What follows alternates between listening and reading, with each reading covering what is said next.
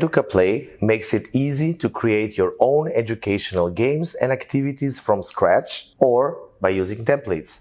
Encourage participation and discussion. Get people talking early on by having participants introduce themselves and share their thoughts. Use breakout rooms in video conferencing tools like Zoom, Jitsi Meet, GatherTown, etc.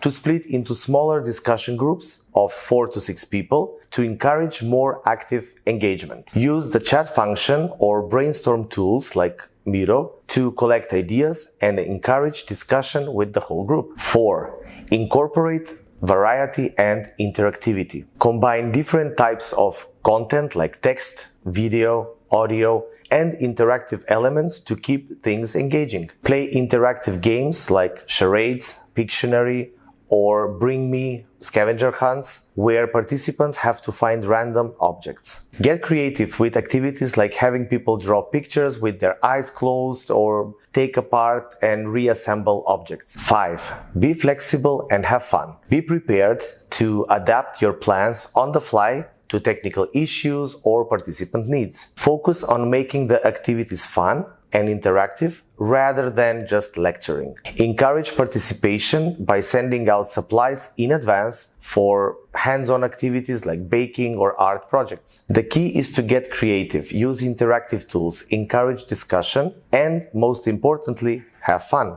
Adapting to an online format requires flexibility, but there are many ways to keep youth engaged.